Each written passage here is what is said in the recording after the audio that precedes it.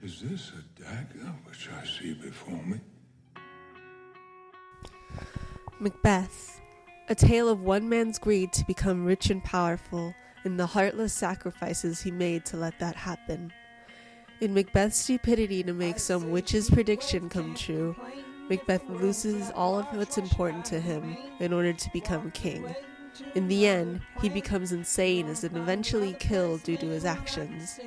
It's another story of fate versus free will, and although it's a dramatized and over-exaggerated resultant of being consumed by greed, it only makes the message that much clearer. Selfishness and greed can consume a person. It desocializes and upsets those around them, and one can lose friends and duties that they once loved and cared for by doing it. My favorite book throughout high school is, predictably enough, Lord of the Flies. It was a book which immediately caught my attention with its dark and thrilling storyline. It didn't drag on too long on any old odd subjects while reading, and it was the first book I was eager to continue the next class. I find allegories really fun, and it made class discussions that much more interesting discovering what everything meant and the symbols they represented. It was an epic book, and although I wished more survived, it's definitely a book I want to come back on someday. Another book which influenced me was Night by Elie Wiesel. The Holocaust, which was almost a beaten topic and often a punchline to some very bad jokes, comes back to the readers in a frightening and depressing display. This book left me in suspense and heartache, knowing just how real it all was. It was one of the few books I read ahead of the class, dying to know what happened next. It's an experience to read, and I feel as if a lot more people should have it.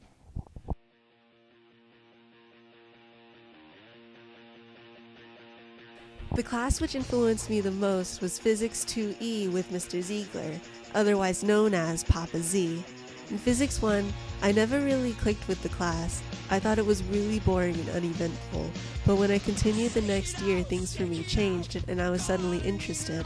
The class was much more hands-on and more math-oriented.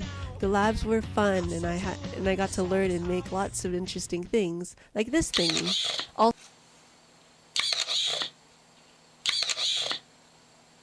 I got to hang out with the amazing Papa Z. Mr. Ziegler continuously challenged and gave me and my lab partner extra projects. He supported me in my last decision in becoming a pharmacist and did a total of 10 recommendation letters for me in different colleges and scholarships. He may be hard to understand sometimes, but Mr. Ziegler is one of the coolest teachers I've ever had.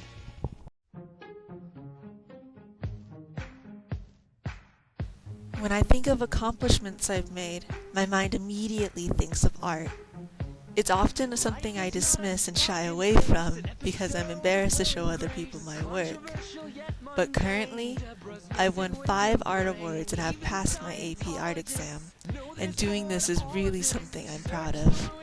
It's so cool to see how much I've improved throughout the years. Art is my expression, and for other people to see it and deem it worthy of compliments and awards is amazing. I hope that throughout my whole life, I'll continue this hobby, loving it and improving one canvas at a time.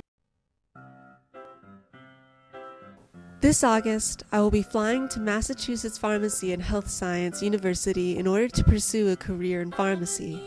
Pharmacy was originally introduced to me through my mom, and as years gone by, the prospect of becoming one became more and more interesting. I mean, come on. A legal drug dealer and fat stacks? There's nothing more a girl could want. The program is a full 6-year schooling, and I've never been outside of Southern California. And while I feel I'm ready for this next adventure, I'm also scared of leaving behind all my friends and family here and going to Massachusetts. I'm going to miss them so much. But I know I'm still going to come home, and while there I'll make new friends and I'll do a bunch of new things, and I look forward to my future.